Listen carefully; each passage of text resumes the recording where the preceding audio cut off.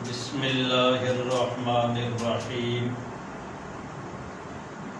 آج کے لیکچر کے اندر ہم نے یہ چند ایک الفاظ لکھنے ہیں جو با کی پٹی میں لکھے جاتے ہیں کہ سب سے پہلے یہ با دال یہ لکھتے ہوئے ایک قط اس کی اونچائی ہوگی اور ایک قط اس کے درمیان فاصلہ ہوگا، اور پھر اس کے آگے وہی دال لکھیں گے جو را ہم نے شروع میں لکھی تھی، سیم اسی طرح، اور اس کے نیچے ایک نقطہ لگائیں گے۔ تو گویا کہ اس کی اونچائی بھی ایک قط اور اس کے درمیان فاصلہ بھی ایک قط، اور یہ جو دال لکھی ہے یہ 2 قط اونچی ہوا کرتی ہے۔ پھر اس کے بعد ہم با لکھیں گے، یوں لکیر کھینچیں گے جس طرح ہم کاف لکھا کرتے تھے، اور یہاں یہ 2.5 قط کے فاصلے پہ 2.5 سے 3 قط کر لیں۔ یہ 3 قط اس کی لمبائی ہوا کرتی ہے، اور پھر اس کے نیچے وہی میم جو ہم نے شروع میں لکھی، اور میم کی گولائی یہ 2 قط اس کی لمبائی ہوا کرتی ہے، اور پھر اس کے نیچے سیدھا الف، اور یہ الف 4 قط کا ہوا کرتا ہے۔ تو گویا کہ با اور اس کے ساتھ دال، اور پھر با اور اس کے ساتھ میم کو ملایا، اور اسی طرح یہ با کے ساتھ واو کو ملایا، اور یہ با تقریباً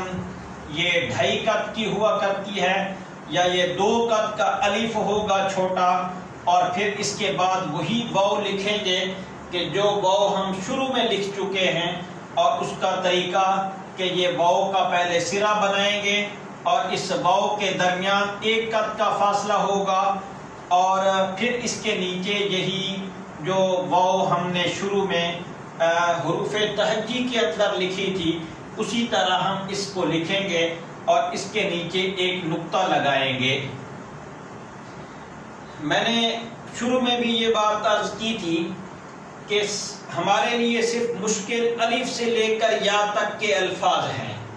اور جب حروف تہجی مکمل ہو جائیں گے تو پھر اس کے بعد لکھنا بہت آسان ہے، جیسا کہ یہ با اور اس کے ساتھ دال ملا دینا، را ملا دینا، یہ با اور اس کے ساتھ میم ملا دینا، اور اسی طرح یہ 2 قط کا الف کا با لکھ کر اس کے ساتھ واو ملا دینا۔ تو اس طرح یہ الفاظ بہت زیادہ آسان ہیں۔ اصل میں تو شروع کے جو مفردات ہیں، یعنی شروع الف سے لے کر یا تک کے الفاظ، ان کے اندر کچھ مشکل پیش آئی، اور ان کے بعد تو انشاءاللہ ہر ایک اسٹوڈنٹ، ہر ایک طالب علم کے لیے اب رائٹنگ لکھائی کے حوالے سے کوئی مشکل نہ رہی۔ تو انشاءاللہ میں امید کرتا ہوں کہ تمام اسٹوڈنٹس، تمام طلباء، ان کے لیے جو لکھائی کی ایک ٹینشن تھی، یہ لکھائی کے لیے جو پریشان تھے، وہ انشاءاللہ پریشانی ان کی حل ہو جائے گی، اور